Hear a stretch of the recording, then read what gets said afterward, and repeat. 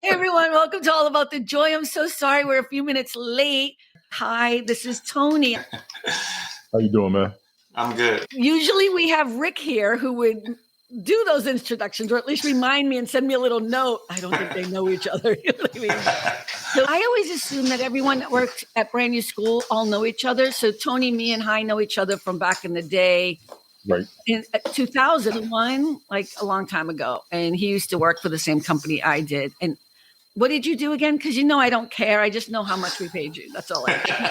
I did 3D animation at the time. I think around the 2003 or 4 is when I started there. What's up, Rick? Hey, Rick. Hey, what's up, guys? You guys know each other, though. Yes. We have met. Yes. We have met. Let me just, Rick, say something. Let me knock you down a bit. Am I too loud? No, you're No. good. I just knocked you down here.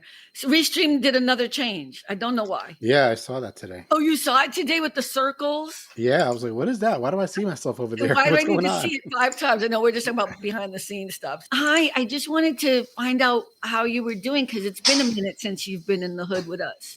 Yeah, it's been a while. It's been a while. When was the last time we talked? What was that? Last It year? was, yeah, I think it was. Was it last year or earlier this year? No, it was last year. He's I think right. it was last last year, year. Because he was right at the beginning when we were starting. Because we've been on now like a year and a few months now. A couple months, I think. Wait, Rick, did you hear what he just mumbled? It was something Star Trek-y, it sounded like. You were fine when it was just me and you talking. And then all of a sudden you're like, I just turned my microphone up for you. Is that enough? I just need you need to project as you were before when we were, you know what it is? Camera comes on and like smooth, groovy Tony comes on or something. I think that's what happens. Like Guilty you were as talking charged. to me. What? You know what's cool that they did? Restream did something really cool. Before I came on, I could see you guys already. Like I could see you in the video, even though I wasn't on yet. And I was like, oh, that's cool. So I could see who's here already. Oh, so I should be careful not picking my nose or something. Yeah, I couldn't hear you, but I could see you. Yeah, don't pick your nose. So what you could see, I would never do that. So you could see us like talking and gesturing. Yeah, I could see you. Yeah, I was like, oh, that's cool. I saw that. I was like, oh, cool. Hi's already here. Yay. But can anyone log on then from there? They find the whoever's coming on as a guest. Oh, talk. Say something. Hello. Yes. Yay! Woo! Yes. Okay, so now we're gonna get back to Hi. So for people who don't know Hi, what is with Tony? Tony's cracking up. Why is Tony cracking up? She was like, yes, there's a God. Hey, you know what the problem is here is you do not appreciate the art of editing. And I am a newbie. I'm not even anywhere near what real editors do. But for the past year, I have been doing this. And my allegiance and love of and respect for editors has tripled because just doing this podcast, it like takes me to do 1 hour of our recording. It takes me like 4 hours. So I'm just saying. Okay, lay off. Hey, yo, Hi. Thanks for the headphones. Appreciate it. No problem. Oh my God. Okay, Hi. What have you been doing for the past year? I miss you. Miss you too. Miss you guys. Let's see. I think the last time we talked was around the same time. I think maybe June or May of last year. I believe it was about a year. Yeah. I think a lot has changed since then. The last time we talked a little bit about AI, right? Yeah. That was a big thing that popped up. And then for me personally, I was still animating, but also getting into multifamily properties. Oh, yeah. Mm-hmm. So you got a good memory. Yeah. So I'm still doing that, doing the multifamily. But last year around October, I left the company that I was at for a long time. I was there for almost 11 years. I think I left in October, and November would have been my 11th year. So I left that company and I started freelancing again. So you did? Yeah. I started freelancing again.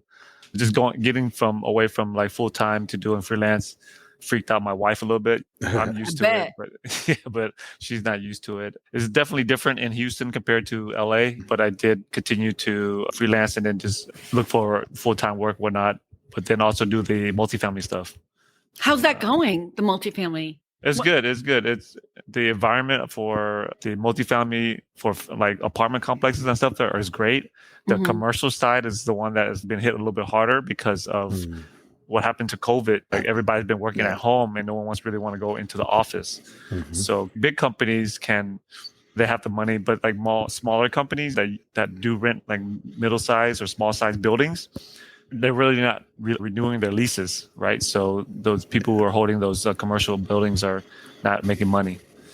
That's the only downfall for that. But other than that, that's pretty much. Oh, good and bad thing about me leaving the company, I have more time to spend with my kids. So that's awesome. Dropping them off at school, picking them up to see them. It's been great. So they're in summer school now. They have a week left, and then they'll be out until August. But it's been fun hanging out with them. You actually just broke down one of the things I emphasize about the benefits of telework, being able to be there as a family man. Yeah. I actually thank you for actually acknowledging it and it working for you in one aspect. That's one of the biggest pushes I've always been as far as supporting telework, and families can benefit from it so much. Exactly. It does matter. And as a father, you acknowledging that you enjoy it and it helps and it actually keeps everybody close. It helps the moms out as well. You know what I'm saying? For sure. Yeah. Absolutely. Big ups for that. Big ups for that. Thank you. Yeah. And I've been enjoying it and they love it too. They're like, of course. Yeah. They're like, we hope you get a job soon, Dad. Let's go to the park. Let's go swimming. See, they have the right perspective, right? Like they're just so innocent about the whole thing. They're like, yeah, great. We pray for you, Dad, but let's go play. You know what I mean? I love that. How old are they? 6, and then one is about to be 5. So they're like a year and a half apart. Yeah. That's a great age. Yeah. That's awesome. Yeah. You ain't getting no sleep. No sleep. So are you feeling more comfortable, or I should say you and your wife, are you feeling more comfortable about the decision you made, even though, I'm an independent contractor too, and it has its ebbs and flows. You have, right now, everyone knows I'm completely overloaded because I have too many clients, but then there'll be months where I'll have one client, and when I'm like pasting together, you know what I mean, with my savings or whatever, because it just ebbs and flows. And right now, the industry, at least here in LA, the Hollywood industry in general, is really having a tough time work-wise because of the strikes and just the changing of Hollywood as an industry and how we watch movies. So you guys all know what's happening. So there's a lot of issues with work here. And I know right now I'm doing well. And I'm grateful for it, but I know like it could be 4 months. I'm gauging because I know how this goes. I've been doing it since I left brand new school in 2000. When did I leave? I don't even know. 2008 or 9 something. And I've been doing this same job, independent, doing all these different freelance type of things. And I know I can feel it. So I know 4 months from now, I'm going to probably be online every day doing all about the joy. I'm going to be like home all days. But how are you guys handling it? Like you said, there's the ups and downs, and we just take it one day at a time. Like I said, we spend a lot of time hanging out with the kiddos and stuff like that, and try to fill the time with that, and just go with it. And then, of course, like you, I pick up tons of clients, and some of them work out, some of them don't. So that's just the way it is. Yeah, the ones who don't tend to not have money. Those are the ones that usually don't work out, right? They're like, pretty much. They're like, look, I know that your rate is $200 an hour, but how about if you do it for 25? Sorry. Yeah, exactly. Although if I'm desperate enough, I'm like, you know what? Absolutely. If the rent's due and I'm out and it's been 4 months, I'm like willing to negotiate. Yeah. So just freelancing and then trying to just educate my wife and let her know how it goes with just freelancing. But other than that, everything's great. She doesn't know? She knows. You were at brand new school as a freelancer, weren't you? I was, but I didn't meet her until after I moved back. Till after. So she doesn't. She's always been corporate. So wait, is she working full time? Yeah, full time, but she gets to work from home. Oh, that's great. Oh, so you're also. Oh, that's a nice family thing. That's cool. Yeah. So Tony and Rick, have you guys ever done freelance? You must have at some point, right? No. Like not. No. No, not really. Would you ever be interested? Maybe. Economically, I couldn't afford it. Probably. I know when I've tried to do entrepreneurial businesses or try to work any of the multi-level schemes when you were your own boss, it costs a lot just to get started. Then you also have to maintain your clientele. I've tried it 3 times and it didn't work for me. That's why I keep a job and just stay there. I've actually been out there, and I understand what people have to go through just to start their own business, to get it up and going. You have to maintain clientele. Was the biggest thing I always remembered. You have to be reliable, dependable, 24/7, any given moment for any and everything. And that's a lot of pressure if you can't afford it. Not that people won't do it. It's about being able to afford, be there and deliver. And the times that I did it when I thought I could, and I saw how much it was going to take, people will pay you for your time, but you'll never profit. You'll be compensated for your efforts. And then after a while, they'll move on because you're not producing. So what I did learn from that was just, if this doesn't work, get a job and just stay there. And that's one of the reasons why I just maintain my work. And even when I was working, I would check something out here or there, try it out, because I'm always getting offers. I've known plenty of Amway folks. I knew Victor marketing folks. I've tried the things that are online, like FireFan and things like that. I've done quite a few things, but they didn't work. And having a job and then maintaining the career worked out for me economically. Just being honest. Yeah. No, I think it's also very industry specific as well. I think what you were trying in the work that you do, or you were like being a consultant or something, or no, it was like I said, Amway. I got brought into Amway. Yeah, those types of things. Okay. And listen, those people were supportive. They really were, but you still have to produce yourself. They're only going to. Well, that's because you're also selling a product that belongs to a company. So what? I'm not speaking for High, but people in our industry that tend to do creative stuff, right? So he's talented in a very specific niche. Is that how you say it? Niche. Yeah. And so he's going to be hired by big time companies to come in and work. And they'll, like, Branding School wasn't big at all. It still isn't, but we were a boutique agency and we needed his services. So we would go after him because he was so talented in what he did. And it was a creative thing. You know, and Hi, you were a freelancer, but you were there all the time. Yeah, they call it perma-lance. We called it perma-lance. Perma-lance. I like that. I like that. Perma-lance. I like that. There was never a reason why he would not work with us, because I think what you're talking about is you're selling other people's product. It's not your talent. Yes. And I'll go with the broadcasting I do. That might be the most freelance that I've ever done based on what you're asking. Yeah. Yeah. And I still think if you did your show consistently and okay, we're not going to talk about it. I'm just saying, because you got the personality. No, you got the personality. You got the smile. You're so good interviewing people, except when you let their boobies come out. I don't know what that's like. I'll say about that later. I did a lot before that. There was a lot of content around that, for God's sake. Did you get an uptick of subscribers after that happened? We got a lot more subscribers. Yeah, a lot of people watched that video. Check my YouTube page. I think on that you would be brilliant, but yeah, I'm not gonna mess with you. I'm not gonna mess with you. Okay. You are gonna mess with me.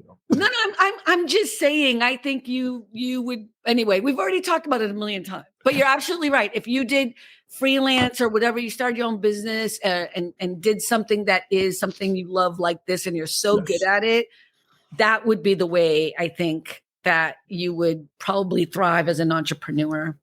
I think, and personally, when I was trying to do it, I was telling people if I wasn't retired, this would be what I would want to do. Yeah. And that's why I was putting so much into it. And like I said, it's about maintaining. And like I said, I'm putting more into it than I'm getting out of it, honestly. But I do enjoy it. So it doesn't bother me. But that's what you do at the beginning when you're freelancing. Like you said earlier, you have to buy a lot of equipment, have your stuff, whatever. You put a lot into your own business, hoping that the return will be not just to balance you out and even you out, but that would be great at this point for me. At this point, you're right. You get a profit. You know what I mean? But you see what I'm saying, right? Like that's what you do. Yeah. And Rick, you think eventually you'd ever want to try to freelance, or? I've always worked for the man. So you know what I'm going to do? Hold on 1 second. You guys talk amongst yourselves. I have to go tell my neighbors to get away from my front door. I'll be right back. I just do. They're so loud. We don't even hear them. Yeah, I don't hear them. I'm so funny. I'm picking. This is hilarious. Yeah. Freelance in this industry is a little bit different. I agree. But as I get older, when I started with Carmen, it was like she said, 2001, 2003, I think. So it's been like 20 years, right? So what happens after 20 years is there's 20 years worth of graduate artists come out of school. That's 20 years of kids coming out every year, right? I get older, but then the industry in general is all about being less expensive and fast, right? Mhm. So, and every year we're talking about technology, AI, everything's getting easier and faster. Yeah, you got to be up to date. Yeah, you have to be up to date. It is a challenge as I get older, and Carmen might talk about it too. As you get older, you have more people to go up against, other freelancers to take your time, because what I learned when I first graduated, there's 3 things that a company look for, right? And if you can do 2 out of the 3, so one is being less expensive, right? Cheap, fast, and talented, really good. So if you're 2 out of those 3, you're going to get hired. So when you get out of school, you're cheap and you're fast, right? Yes. And you won't get any talent unless you have experience. So you're going to be experienced and then you're fast. And that's what they're paying for, right? You can't be cheap. Of course, as you get older, you're like, your time is money. So you don't want to, if they're going to charge you $25, you might as well work somewhere that pays $25 and not have to do this work. So exactly.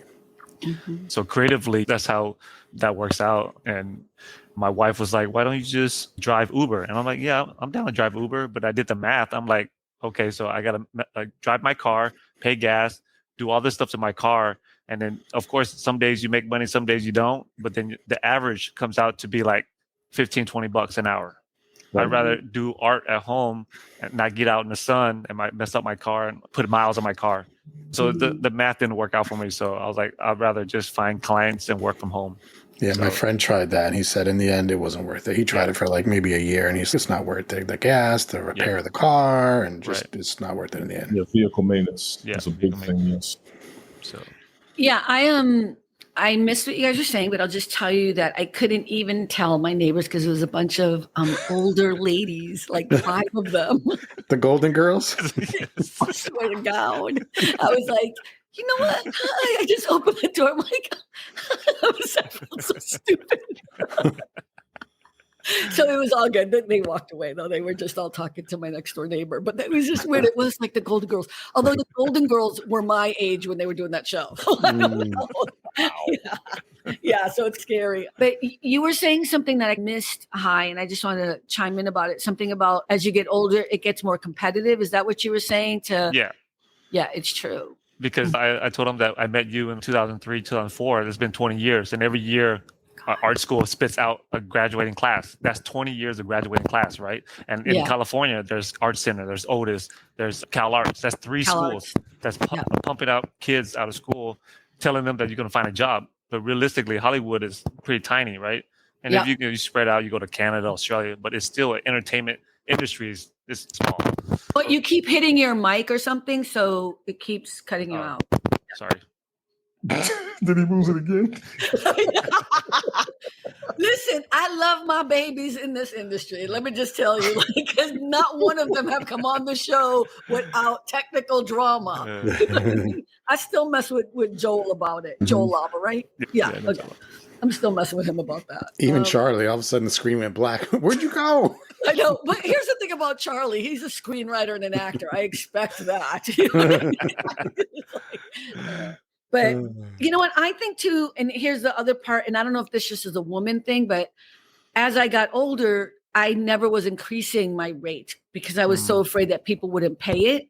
But I would like, how long can you go making $50, $60, $75 an hour when you're like, you have 30 years experience and you do also, now you're doing it fast. I love what you were talking about, Hi, where you were like, when you're young, you're new, but you're fast. And I like what you said, because it's so true. But I have all this experience and the idea that I would walk in and get like $25 an hour to do this reorganizing your entire team or your entire situation is it's just unrealistic.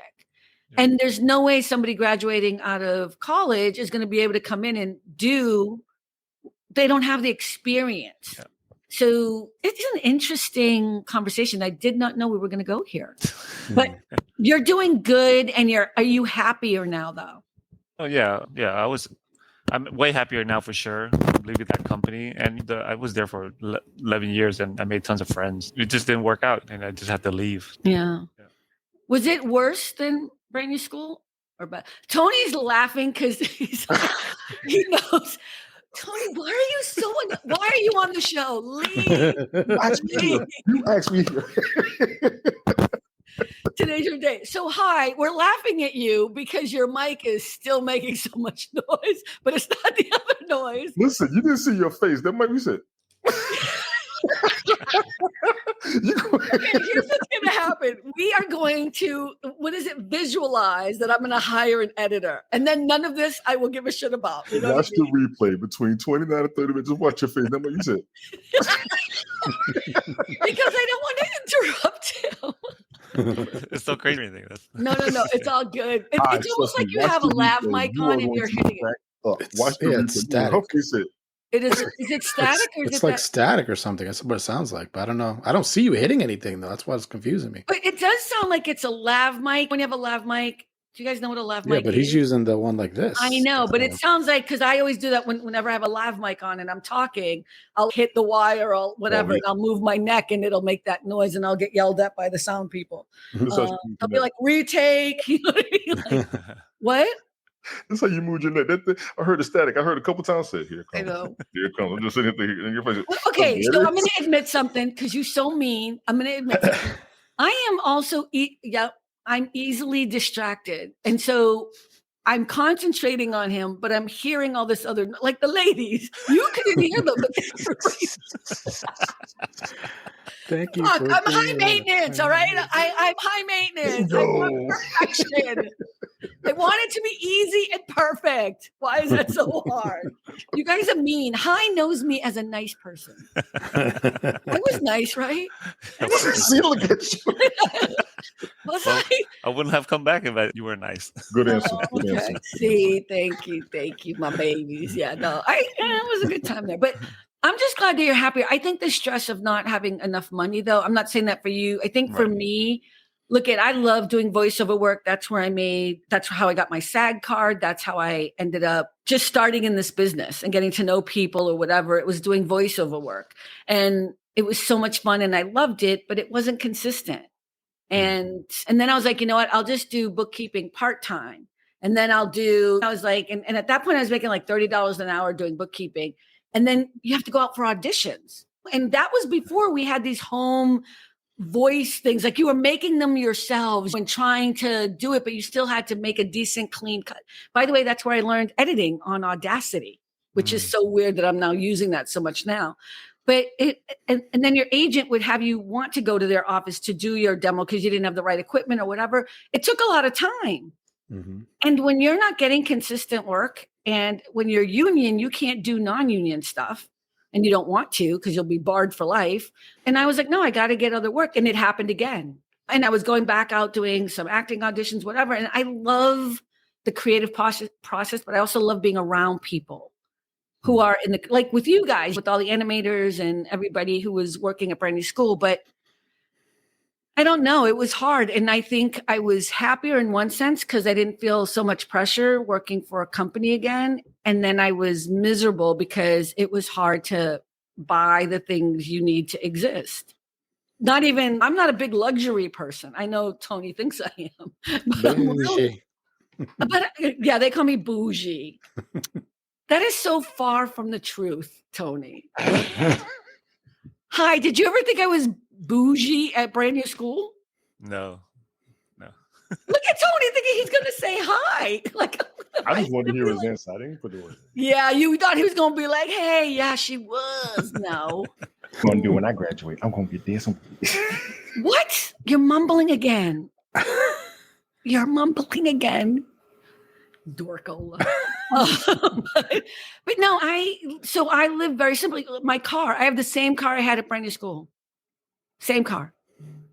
I bought it when all the people at Brand New School, remember everybody had like Humvees and Land Rovers, like all these guys had these huge cars. I went and bought a new car and it was like my little Honda Civic hybrid and I still have it today. That's not bougie, especially in LA. Tony Smith, you better be laughing with me. Not at me. Yes. I got you, Tony. You know how we do, bro. I know. I'm just messing with you. You're happier, but are you looking for full-time work? Both, yeah. I'm freelancing and just looking. So it's not that big of a deal. Yeah. It's hard, of course, at the beginning. Once we get all our stuff all straightened out, then I think it's good. It gave me more time to just read. And I think I'm reading a book right now. on my phone. It's called, look it up here. I've been reading a lot more. So I have to get back to reading. I have to win the lottery. You know, I don't want to win the lottery. I want some long lost relative that I never knew come tell me that somebody died and left me money in the family. They've always been looking for me. I want that dream. I want that. I'm just saying that's a better chance of getting that than the lottery. That's the irony. You know what I mean? There's a better chance of that happening. I don't even need a lot, just enough for 3 years so I can relax a little bit, travel a little bit. Look at Tony. I'm stopping for life. I'm vacationing for years. If you win the lottery? Yes, years. Okay, then. I'm what are you reading? I'm going where I want to. The Law of Success in 16 Lessons by I don't know that at all. Napoleon Hill. No. Oh, Napoleon Hill. I know him. Yeah. Oh, I don't know him. Is it good so far? It's really good. Yeah, I'm halfway through with it. It just talks about, it was during a time like a little bit after the Great Depression, I think. Okay. Yeah. So it really talks about different lessons about success and like how, and mostly being a salesperson, pretty much. Try to get your network. Your network worth is your network. So getting out there, talking to people. It's a great book. I started like 50% through it. Okay, I'm going to tell you one thing not to do as a salesperson. I'm just going to say this because I think we've all experienced this. Do not ask me to be your network on LinkedIn, right? Someone you don't know. Right. And I say yes. And then your next email is, hey, I was wondering, how are you doing with your lawn services? We have bobcats. Remember I told you that last week? I was like, I was looking everywhere on my profile to figure out where, but they didn't even do that. They're just asking to be. And then like people who do that, they then send you a sales pitch on an email and they didn't even take a moment to read. Yeah. Isn't a bobcat it is, right? It's a farm thing or something? It's a construction, sometimes farming, yes, equipment. I was like, block. I couldn't even respond because I was like, block. That was just dumb assery. Like, why would you do that? Yeah. But I did. I kept going through my profile to be like, where would they think I need a bobcat? Unless I'm confused by what it is. You know what I mean? One thing that annoys me is, please get to the point. So somebody called me and they're like, oh, we can, how much did you pay in your electric bill last month? I was like, oh Lord, what is this about? And then he never would say what the point. And I'm saying, I think I know where this is going. He was solar. He wanted to sell me on solar. Never said it. And then he goes, you know what? I'm going to give you to my other person and she's the best and blah, blah, blah. And she's going to talk to you, yada. And then finally she said the word solar. I was like, okay, let me stop you and stop wasting your time. They said we got too many trees around our house and it's not going to work. And then she's, oh, let me look. And then she's looking at pictures. She's like, oh, yeah, you're right. Okay. She has your address? Yeah, I guess she did. I didn't even tell her my address. I think it's adorable that you even, do not call me unless I know you because I'm not even answering the phone. I'm just going to click. But as soon as she was like, oh, this ain't going nowhere. Okay, have a nice day. Click. I'm like, what happened to all that friendliness? And I guess you're a waste of time. Now she's not going to make a sale. Now, Tony, how do you deal with the massive amounts of people who try to reach out to you and sell you some? Oh, I ignore. What? I ignore them. I have been getting it for years. I'll see it. And it's a matter of whether or not you respond. People are reaching out to expand what they have or looking for new clientele. It's up to you as to whether or not you respond. Because I get... Yeah, but phone calling people, isn't that called cold calling, cold emailing? The phone calls I get more from the insurance companies, organizations like Fraternal Order Police, the fire. But you guys actually pick up the phone when you don't know who it is, and you. I don't. Usually, I don't. It doesn't bother me, especially when I got all my bills paid. When I don't have my bills paid, I don't answer. And, because it might be collection. If all my bills paid, I'll be like, hello.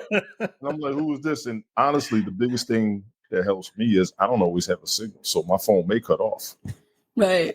That's just the best thing too. But I'll check it out. And sometimes people change their numbers and they just try to let me know and they don't leave a message. Mm-hmm. Also, I will tell you this for myself. If I know people who are overseas, sometimes I don't recognize a number. I will answer in case they're calling me. Mm-hmm. That's what WhatsApp is for and Signal. Mm-mm. This is before WhatsApp. But Okay. I'm just saying. I think it's just different. But I do remember back in the day, I'm sure most people listening may have had this experience, but when you have the collection people on your ass, man. And they don't want to hear nothing but when you're going to pay. They want to know when you're going back to work. Do you have any family? Do you have any friends? Or what are we going to do? And I'm just, after 10 minutes, I told you the truth. I don't know what else to tell you. I'll get it to you. I got it. Oh, no. But the worst thing you can do is talk to collection people. You do not. I hope everyone knows that. Do not talk to them because the clock starts every time you talk to them. It's better to talk to the people before it gets to collection and tell them what your situation is. So I will just say this as someone who's experienced it, but has also helped many people fix their credit. The last thing you want to do is let things go to collection, but it happens because it's life and it's hard and we're all living paycheck to paycheck, most of us. There's no one here who's a Warren Buffett. You know what I'm saying? So did you say Warren Buffett? I'm out. Did you see her face, Hi? Did you see her face? Jimmy, have you been there the whole time? The whole time? Define whole time. No, I've only been here since about Wait, why can't 9 we? minutes. Hold on one second. You've been here 9 minutes? I didn't even see you on here. I'm so sorry. And I only know 9 minutes because I looked at the clock when I logged in. I was like, oh, Jimmy, why didn't you text me? Okay, wait a minute. So first of all, it says, so I'm over in the left and says, you're in the waiting room. The host can see you. No, the host could not see you because she's not that fucking coordinated. Okay? I am so sorry. There's too many windows here. I see you now. How you doing, Jimmy?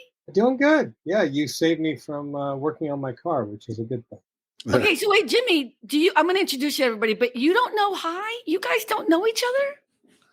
No, because when you come in, with brand new school, I was only ever a DP. And we never went maybe twice I went in the office in Santa Monica. So you're director of photography for those who don't know the lingo, right? So you were always on the shoots. And what was Jonathan's brother's name? I forgot. Pat. So Pat was doing the same thing you did? Correct. Okay, yeah. Right. Hi, you would know Pat because he was Jonathan's brother and he would be in the place. Okay, so I understand what was happening. So when we had other jobs or whatever, you would take it over and you'd be on set. Yeah, I would always compete with Pat, and it's tough when you're competing with nepotism. when you're competing with the boss's brother, it's hard. When I met Pat, I was pleasantly surprised. He's a total sweetheart. Oh, he absolutely is. And so wasn't Jonathan, although I'll never talk to him again. But that's a story. It's another story. Okay, so what? Another story for another day. Oh, I've told that story way too many times. And don't get me drinking on it because it's even worse. But okay, so Hi and Jimmy know each other. And then below us is Rick Costa, who watched all of your movies and read everything about you and is pissed at you because they cancel your interview. And so you owe him an interview. Oh my gosh, that's funny. Which I'm looking forward to because I respect Rick's willingness to look at any of my work. And it's always a good And then I would introduce you to the guy above you, Tony, but he's just a pain in the ass. So don't. Tony, I'm just messing. Tony, I got much love for you. I'm just kidding. This is my good friend, Jimmy. Jimmy, how you doing, man? Good to meet you. How are you? I'm good. So were you former military or police or both? Retired Air National Guard aircraft mechanic, currently a civil service aircraft mechanic. I did work 6 years as a security forces augmentee at that time, so I did work a little bit of police work. Dang, thanks for all that you do. Pena. Thank you. What's up, Pena? Pena's in the house. Wow. Okay. I'm totally thrown by that. Wait, Tony, how long were you doing police work? I didn't know that. I worked as a base cop for 6 years. It was part of a program after 9/11 where the National Guard and Reserve could help secure the bases. I volunteered for that. I worked 7 months at Andrews, 10 months at Bowling, 2.5 years at Tyndall, 2 years here at Robbins, and I worked about 6 months cumulative in my home station as a base cop. Yeah, Tony's I got didn't a know memory. that. Yeah. I can't remember what I did last week. I'm getting old. I had to remember that because when I was filling out resumes, I had to remember all the dates and the times. Mind you, during that time, I was also working as a mechanic once a month on F-16. So I was pulling 2 jobs at the same time. And most of my life, I've been pretty much pulling 2 jobs. Yeah. Yeah. I don't think I've ever done that. Yeah, I've done it. I've done 3 jobs. That drove me nuts. I almost killed myself doing like it. 3 full-time jobs, like 8-hour days? No, 1 full-time, 2 other part-time. When I first became a father, I told his mom, don't work for 3 months because the doctors always say when a woman has a child, she needs 6 months to recuperate and 3 months to bond with the baby. So I told her don't work for 3 months, and I picked up a third job, and I was working 7 days a week, exhausting myself. That's stress. Yeah, don't do that. But you lived through it. I did. Almost did not, because I almost got in an accident one night. Oh. And I told the guy in the third job, I got to stop. I was literally driving back and was going by a sign. And I don't care what anybody says. I literally saw the sign turn and just look at me. I said, nope. Oh my God. And I was on a curve. I was the sign just comes to you. The sign was and just looked at me. I said, no, time. I'm done. Yeah, I remember leaving a job once. We were over in Playa del Rey, and I'm driving on the freeway. Thought I was on the 405, and all of a sudden I see the sign, Santa Monica Pier. I was like, oh man, I'm on the 10. I had no idea. Yeah. Wow, you were going like the opposite way. Wow. Yeah, you were in my neighborhood. And this was probably 20-something years ago. Mm-hmm. Luckily, I hopped on PCH and headed home, but it was a wake-up call for sure. Yes, when you push yourself, you got to realize you're almost going to I don't want to say vertigo, but you like zone out. Oh, yeah. And I've actually driven on more than one occasion. I do a lot of road trips. One time I was driving, I remember being on the highway, and then all of a sudden I was on a turn lane. My turn signal was on. I don't even know what made me do that. So I had to stop some of those long road trips over 12 hours. Good. Glad you're getting older and wiser. Same. Getting older and surviving. Thank you. I'm tired of working, but I am too. I know. I'm just saying. I realized, I was talking to somebody last week about it. I've literally been working 30 years of my life. That's it? What you mean that's it? What's wrong with you? I've been working since I was 12. I worked at Little Peach. Well, you're lucky to have a job and continue keeping a job. It was hard to find a job for a lot of folks. So when I did get a job, but I was 12. You said, but you've been working only 30 years? Yeah, because it was hard to get a job. When I got one, I said I was going to stick with it. And I've been lucky to be able to improve upon jobs with increased pay. That's the kicker. You're talking about real jobs. I had a little job. I was being funny. Like I've been working since I was 12. Wasn't like I started when I was 14. I worked at a gas station as much as you could full time as a high school student. Yes. Yeah. That's what and I've had part-time jobs with gaps, but consistently the past 30 years, I've maintained some type of employment. Oh, I haven't had a full-time job since 1990. Good Lord. Since 1992, I haven't had a full-time job. Because he's a freelancer. Yeah. And we're back to freelancing. Right. I hope it came out of nose. I hope it came out your nose. Well, because a lot of people in this town are freelancers. Like I don't know why that is, but the studio system sets it up that way as well. You work on a movie. It has a beginning, a middle, and an end. Mm-hmm. Unless you're working for the production companies like I do, I have consistent work because I don't just manage projects. I manage the people that run the production companies that are always existing, trying to get more work. So that's the difference. Yeah, and for commercials, a lot of them are one-day shoots. But I talked to you about I'm hiring a career coach, and she went through my numbers and what I hope to make in the next year. And she's like, yeah, you need to work basically 10 days.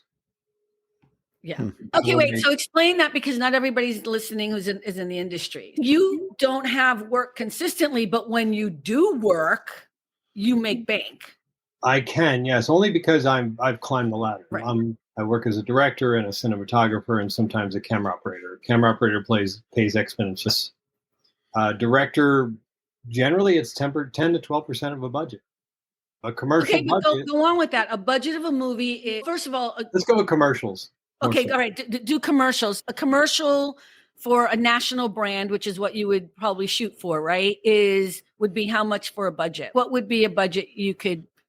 Well, I don't know, because I think this is actually the fascinating part that people don't understand. If you do understand it, you would know why people were on strike and why people get upset here in Hollywood about a lot of things, because it sounds glamorous. Oh my God, you made $22,000 in a week of work on an episode. And then you don't work again for another 6 months. I'm talking about acting wise. So this could open up a can of worms, because one of the reasons I did incorporate, was on a brand new school job. and it was in New York, and I think it was about 2009, and I hadn't worked for probably 2-3 months. Mm-hmm. And I get this gig, and it was for Budweiser, and it was the introduction of Bud Wheat, and it was Jonathan directing, and right. I think my paycheck was somewhere around $35,000 for that week. And you worked how many days? With prep days, you don't get paid. So let's say 5 days. Yeah. There was a lot of overtime and because we know how that goes, right? But it sounds good to people who are just listening and don't know the industry. And then what happened afterwards? So then what happens is you fall into the 45% tax bracket. Mm-hmm. So your $35,000 is now $16,000 or shy of 20. 17,500, 18,000, right? Thank you for doing the math, Tony. Thank you. Now, at that time, I had an agent/manager who took 15% of the gross, not the net. But that's normal. That's normal. Talk them numbers. So go ahead, Tony. Give me the numbers. You said 15% after the 45% tax bracket, which means 60% of your check is already going. Keep going. So what I wound up with walking away with was about $12,000 or $14,000 after not working for 3 months, mm-hmm. which 3 to 4 months, whatever. And then we know that comes down to $3,000 to $4,000 a month. But meanwhile, what happens is, you guys were talking about collections earlier. You push bills off. You don't pay certain things. All of a sudden it's like, oh, wait a minute. I don't have any money. Now I have to work right away again. And sometimes that $35,000 paycheck might only be one every other month or 2 months. So you're constantly chasing your own tail. So after that, I got incorporated, which meant I got to keep the entire nut and deal with it. Push it as far back as October of the following year. Right. So if this job was in September of, let's say it was September of 23, I wouldn't even have to deal with the taxes until October of 24. Mm-hmm. But you still have to pay what you have to pay. You don't have to pay an agent anymore, and you don't have to, but you lose something with that, right? Because now you don't have an agent working for you to try to get you work. I've been through a couple agents, and that's another story. But what it comes down to is it keeps you liquid for a while. Yeah. And then the carrot's always dangling. You always think, okay, I'm going to get 3 $35,000 jobs back to back. And all of a sudden I'm going to make $100,000 in 2 months and life is good. And I think that year I did something similar to that. The whole year was super slow. And then all of a sudden, 3 or 4 months, I made the majority of my yearly salary. $60,000, $70,000 in a couple months. Right. And then you disperse your funds, and then you have an accountant. And a lot of it is, as a freelancer, almost everything you do is a tax deduction. Mm-hmm. If we could deduct breathing, we would. Yeah, I deduct everything under the sun, everything. And it's valid too. We live and breathe our job. Mm-hmm. I wish I didn't, though. Not this job. Not this job. You know what I mean? And another thing I discovered by stupid accident was when I moved outside of California and changed my residency. So everything I do in California is a business expense because that's the only reason I'm there. And where are you again? I always forget. I would say Idaho, right? So it's a combination of things. So I raised my kids in North Idaho. We moved up here because it's just gorgeous. Oh, Tony left. North Idaho. No. He's flossing his teeth, which I will not allow on air. So that's what he's doing. He has a habit of doing that. So, so raised the kids in North Idaho, which is like one of the most beautiful places I've ever been to, aside from the stupid politics. And trust me, the politics are stupid. We talk about politics on our show, but we don't. Nope. Okay, and then because some people love those politics and that side of it. People always give me pause when I say North Idaho, and I have to define what the deal is. We have a lot of hippies here, and I like the hippies. That's because you are one. I know, it's true. So then, more recently, I reestablished my residency in Washington State with my fiance. The big reason is there's filming incentives in Washington State, and I hope to collaborate with the people that live and work there because they're pretty awesome. Yeah. So basically, I'm in 3 different states. Yeah. And you have to pay taxes on all 3, right? No, you wouldn't. You only pay taxes on your where you live. Where you live. Okay. Oh, okay. How come I have to pay? Oh, because I work in New York. Yeah.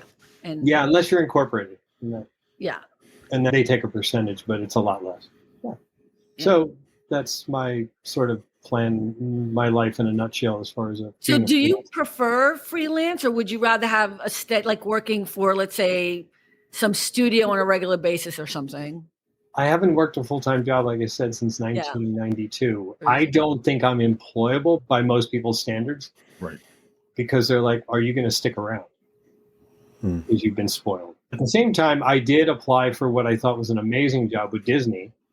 They needed a director of photography, and it paid really well. It was like up around $200,000 in-house. And I was like, dang. And literally, it was my resume. I got rejected immediately.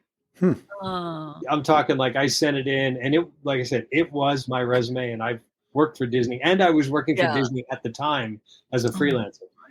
I think I sent it in on a Monday. I got a rejection on Thursday. That's disrespectful. They're probably looking for somebody considerably younger or whatever. Yeah, but Jesus, I think your experience would count. And that's what a lot of people think in the workforce today, that our experience is going to count.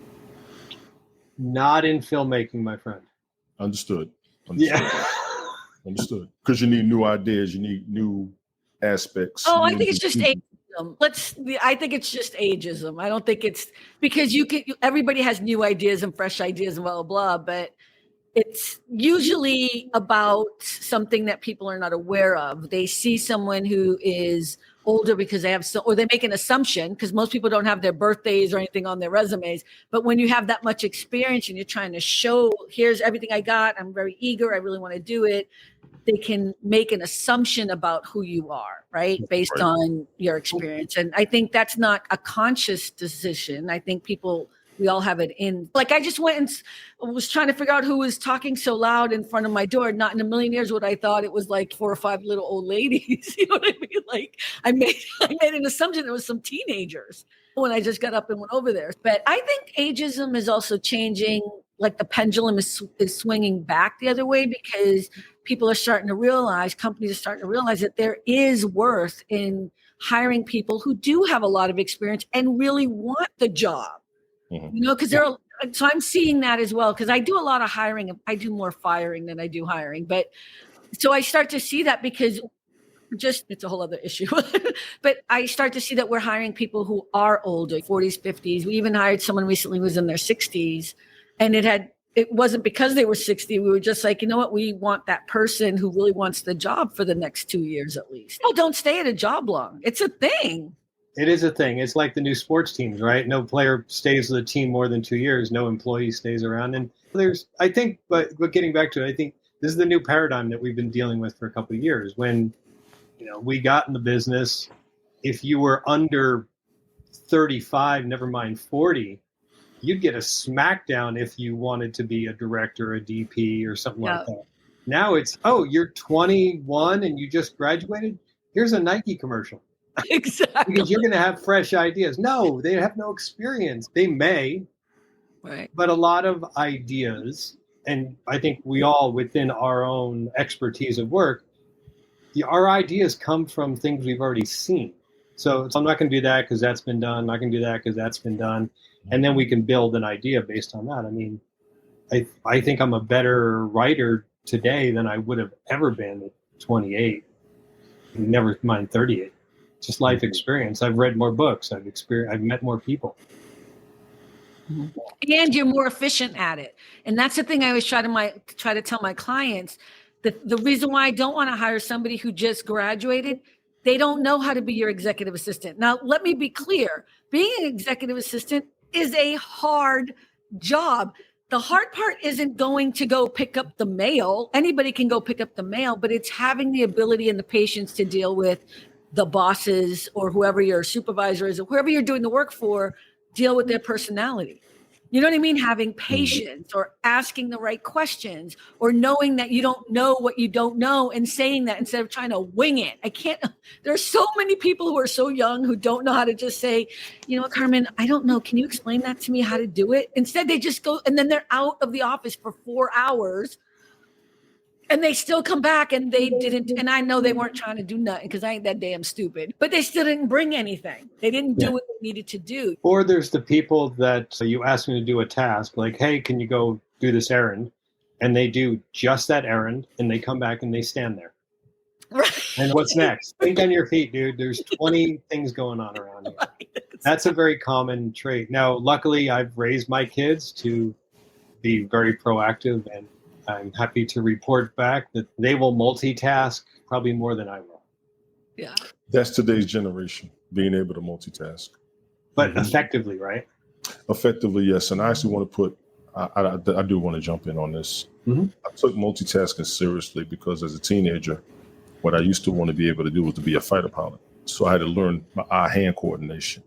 That has helped me in life to be focused on something and still be able to do something else. Even people used to drive stick shifts. You had to be able to do more than one thing at one time. If you had to direct focus. I drive stick shift. I'm just saying, you're like people. I made my point.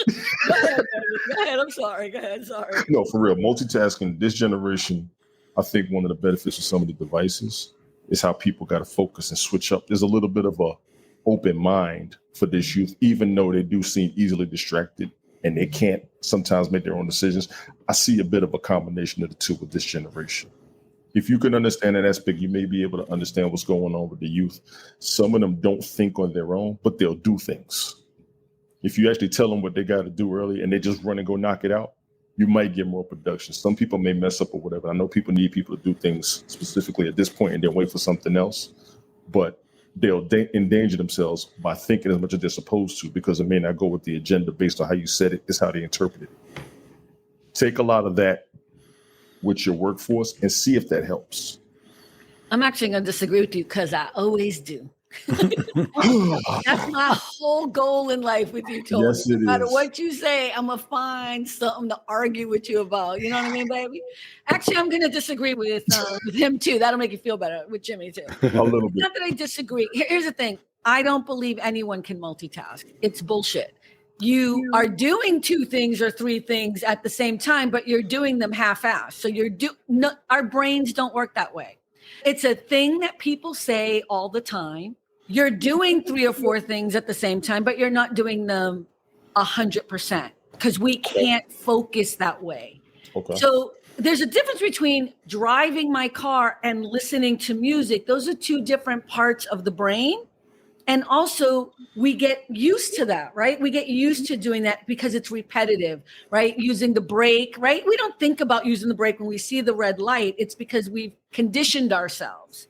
But this idea that I can have you, and I have quite a few Gen Z people working in one of my, not my companies, one of my clients' companies, and they'll be on their phone, they'll be looking at their laptop, they're not looking at me, but they say that they're listening to me, right? And then 3 hours later, I'm like, did you bring the folder to Joe because he needed it at 1:00 and he's in the meeting now without it? What? You didn't tell me that. I'm like, oh my God. Oh my God. So now I have to tell them and I text them. Yeah. I think it's more diversified thinking if the way I would define it is that, or diversified capabilities. Mm-hmm. You know, I think Tony sounds like we all probably do 20 different types of things, but literally I will have a day where I'm literally working on my car and then I'll come today. I was building a website or updating my website and then I go outside and I'm installing motor mounts in my car and then I'm gardening in the meantime. Doing each one of those individually and then going to the next one. It's diversified talent. Right. So when people talk about multitasking, they're like, oh, I'm doing the computer thing here. I'm on the phone over here. That does not exist. You cannot do that. Yeah, I agree. Let me see what Melanie just said. How about putting a list of things in groups and doing all of the like things together at the same time? A friend calls it group tasking. Interesting. Yeah. I understand that. I understand that. Yeah. That makes sense. But possibly the upcoming generation, if they were raised, their parents diversified their thought patterns and gave them more than just one thing to do, hopefully more than just a video game.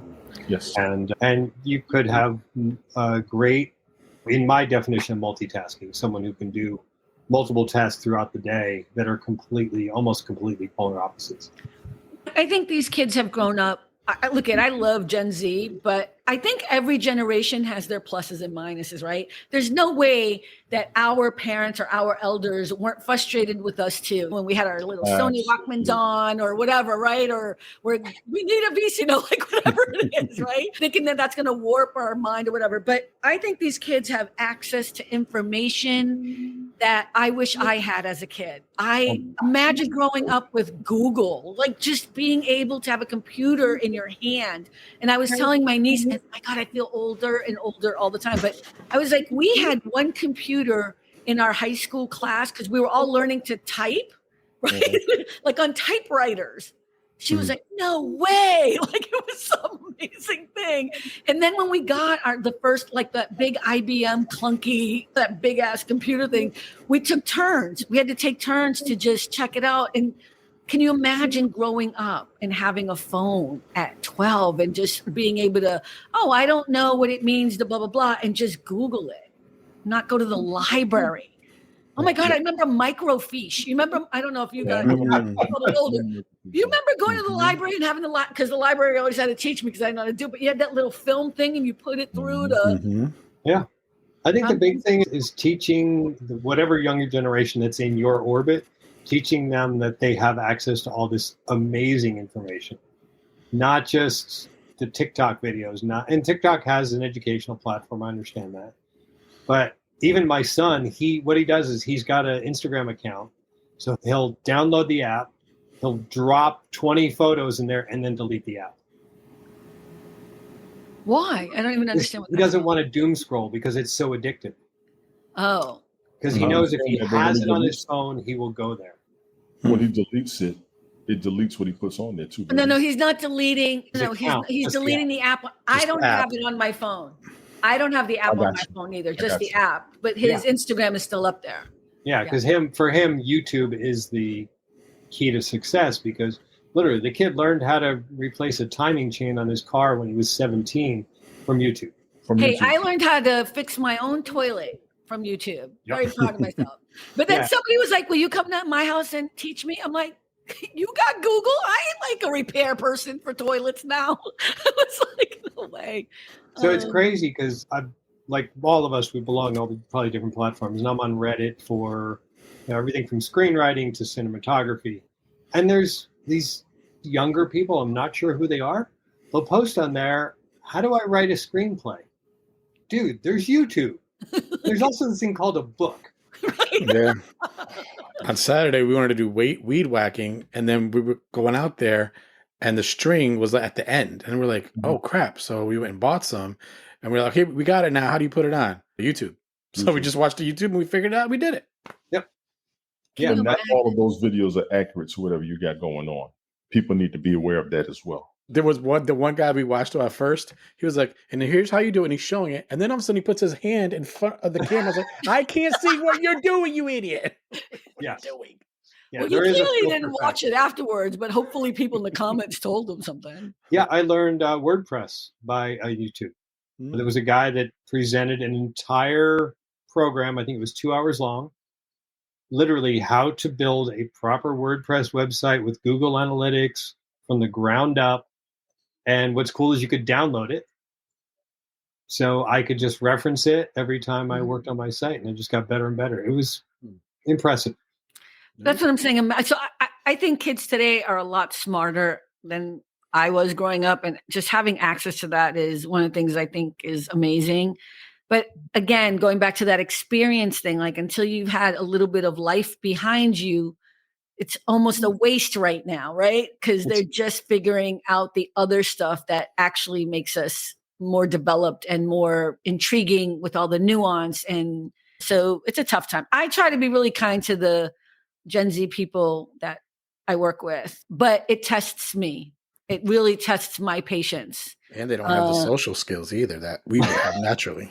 I had to tell one person like 3 times, when I talk to you, I need you to look at me. I don't want you on. I'm just trying to do his schedule. I'm talking to you for 5 minutes. It's disrespectful. And they think, of course, I'm like the old lady. I know what they say about me. She's so mean. And I'm like, yes, I am. I can also fire you. So if you want me to use that card, I will. You know what I mean? Like, but they're not being rude. That's just, they're not developed yet to understand like proper manners. And a lot of it's parenting. And how did you raise your kids? I raised my kids. When you shake someone's hand, when you meet someone, look them in the eye. Someone's talking to you, look them in the eye and listen. You'll be smarter and it'll take you less time. I feel like okay, my kids are 4. Let me write this down. Yeah, right. You already got all that, right? Your kids are going to be fine. No, how old are your kids? 6 and one's about to be 5. We limit the amount of screen time they get, and then we take them outside a lot more often. We both agree that they will not have social media until they turn 16.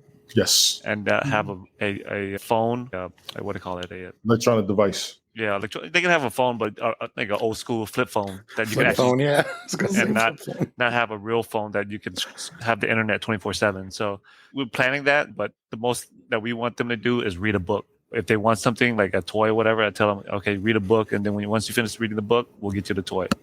I like that one. Yeah, so screen time is a big thing for us because, of course, they're going to learn it at school. So they get enough of it at school. When you get home, go outside and play. So that's how we're going to try to raise them. Put them outside as much as humanly possible.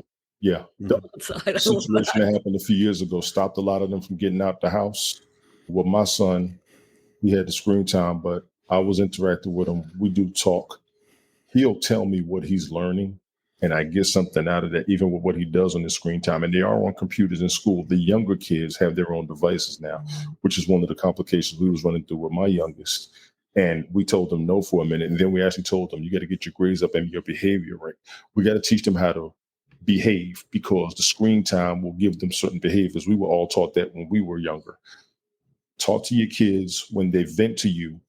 Talk to their conscience. I always tell people, children, your child is 50% of your subconscious, pretty much. Your subconscious is your child. Half of what's going on with your child came from you. You can't be mad at them for acting like you would. And that's the side of them that you got to talk to when they're acting up. Me and my ex-wife get into it all the time. She'll call me, he did this. I know where he got it from. How you figure? Because I used to do that. or do something, I'm like, you used to do that. And it silences her. I said, talk to the part of yourself that you would tell not to act like that and watch it change. And it does. Now, does he grow into his old mind? Yes, because when you do, that third set of who they are outside of you kicks in, and that's when we really got the damn problems. But definitely check the side of you that is in that child. Yep. It will help you.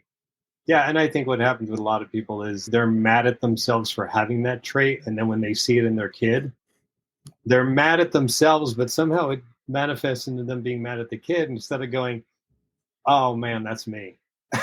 You got to tell myself, he's like, I'm mad. I don't know why. What are you mad about? This. I said, you're mad because this. He's like, how do you know? I said, because you got it from me. And he'll be like, oh, that's how you hit them. And they'll control themselves afterwards. We teach kids to be obedient or get beaten. Teach them how to think. Computers will show them how to do things, but teach them how to think. Be aware of what you're taking in, what to ignore, and what to keep.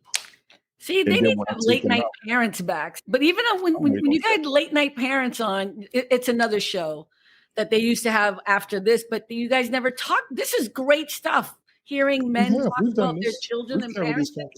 I don't even need to be here. I'm just going to go away and let you guys talk. Raising kids is the greatest experiment you'll ever have. What? Say that again?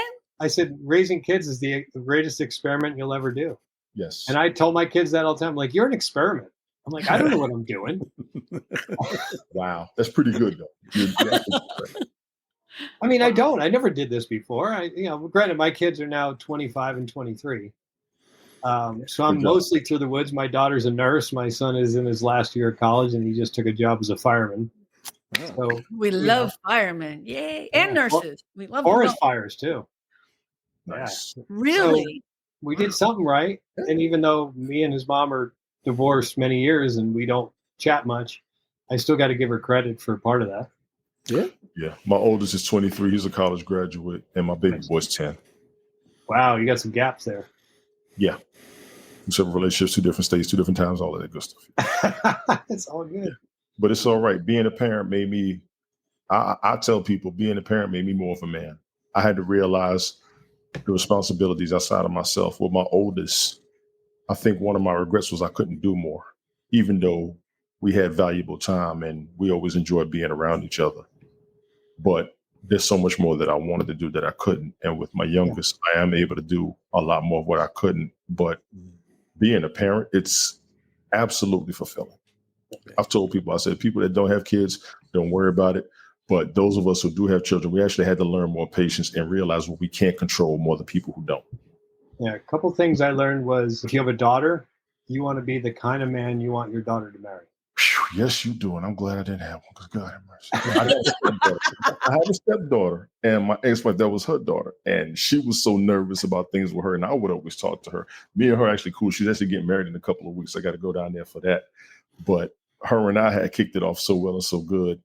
And I was always talking. She would ask me stuff. I need stuff from a man's perspective. Come on. Because her mother couldn't tell her. I could. And she would take the advice. Oh, and I always told her, take this stuff. Because these jokers you about to meet right now, I know what kind of bums they're going to be. You got any question, ever call me. She had called me a couple of times in college for advice. I'm like, no, yeah, no. That's real. I would do all that. And that's what you got to do with the children. You got to conversate with them instead of talking down to them. They're individuals like we were. We didn't like being talked down to when we were kids, when we were growing up, because we felt like we was getting something every year, that we was progressing in school, every test that we took, every quiz that we took, everything that we learned. And even when we could teach you what you don't remember. If you acknowledge that about the youth these days, they'll actually grow more within themselves because they don't necessarily have so much coming down to where they can progress within themselves. I always emphasize that with a lot of kids. Kids love being around. I talk to them. I don't understand this. Yes, you do.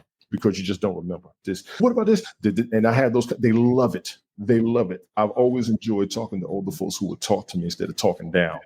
It helped me walk around with a little bit more self-assurance. And a lot of these kids do not have self-assurance. They feel beat down. They feel like they're going to face something and they're not afraid of punishment, which makes this generation very dangerous. They are not afraid of punishment. If you remember that, you're going to see it. Well, yeah, punishment doesn't work. If you've raised kids, you know that. So with my kids, if there was an argument, I would hear them arguing in the other room or fighting, or you hear somebody cry. I'd go in there and say, okay, first one that's honest and tells me who did what gets a hug. Gets a hug. That's awesome. And I swear they'd be like, oh, it was me, Dad. That's good. I like that. I like that. Yeah, it worked. Just simple things. I don't know where I learned this stuff from. I guess I just was open to being a better parent. And when you be yourself as a parent, that's what it was. Yeah, what I wanted probably as a child, yeah. But one of the things that I also learned that was huge because freelance, you hit highs and lows, and sometimes you go through periods where it's, damn, I've got enough for rent and not much more. So when you can't spoil your kids, you can always spoil them with attention and love. Absolutely. Because that's all they want. True. That is all they need. That's all they want. And it's amazing the response we had when my son turned 18, because he's the youngest. It was Christmas one year and I was basically dead broke. I was like, okay, you guys are getting a card. And I gave them one card for the two of them. And in the card it said, I will never argue with your mom ever again. That's my gift to you. And it was like you could hear the record scratch. What? And I said, yeah, you're both adults. The arguing's over. I no longer have to defend you. Did it work though? I mean, did you actually live up to that and not argue? 100%. I'm curious what Hai thinks about all of this conversation happening. I'm waiting for Hai's wife to say, why are you hugging her? She just admitted she did it wrong. Because that's what he said to do. I'm telling you, it works though, because she'll admit it. And then what you do is so they get the hug and then we would discuss what the punishment was. And a lot of times it was taking away a toy because you don't want to punish them. Oh, go read because you don't want reading to be a punishment. Go grab a toy and then we donate the toy to some charity. And usually it was the toy they never played with. I'm like, come on. Yeah. But Hai, I'm just curious about your thoughts because you're in the beginning stages of. I have two girls. My wife tells me all the time the way I treat her is how they're going to look for a guy, a man. So she says that to remind me every time. Of course, I treat her sweet. But when they do get in an argument, I haven't tried the hug technique before, but we tried to be civilized and say, okay, if you want something, all right, we'll put a timer on. You get it for 5 minutes. And then once that 5 minutes up, you get it. The youngest one usually be like, okay, I don't want to play with it. She'll give it to the older sister and share it that way. And she's like, I don't need it. And sometimes she'll hold it on for 5 minutes. And after a minute, she forgets. They don't know time yet.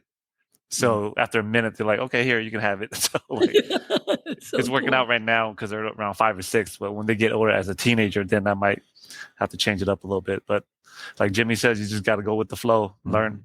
They're an experiment. You got to go with it and try to figure it out. It's a giant lab experiment. There's no user manual with children. Exactly.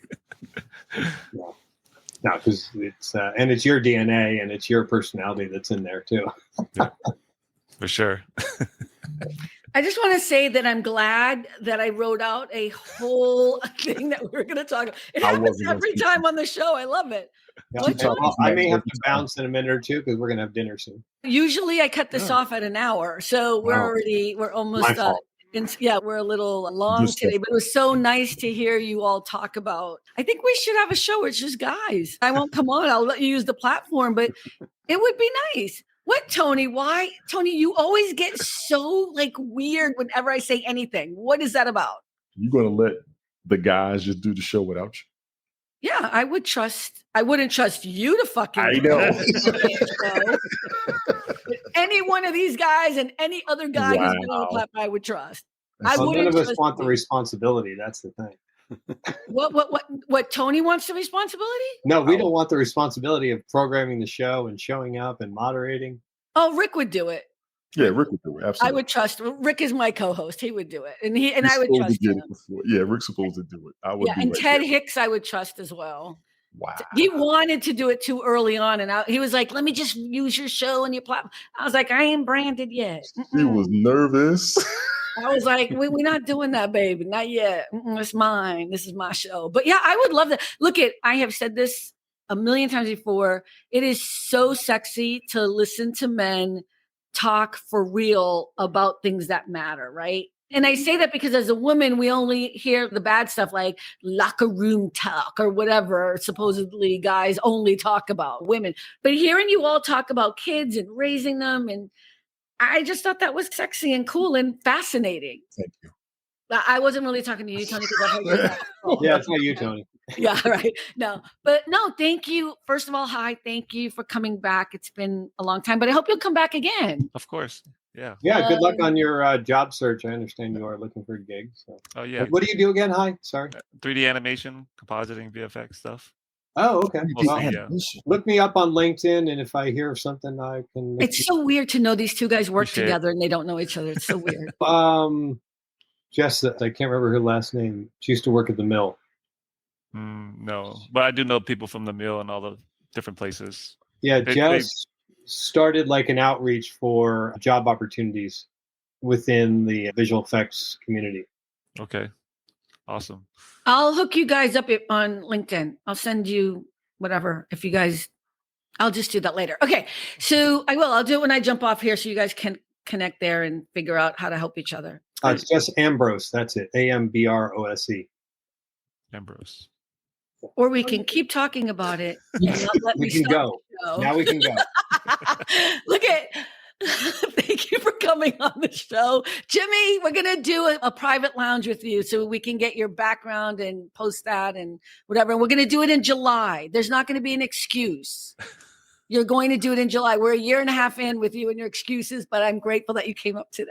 I am. Luckily, I'm not on a board of directors anymore, so I have a little more free time. All right, we will do that. If you book me, I will book a job. So let's do it.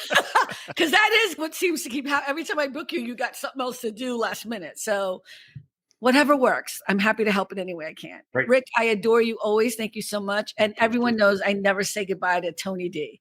But thank you for being here. And remember, it is always all about the joy. Bye, everyone. Smash the guys, don't off yet. What did you say? To like, share, and whatever?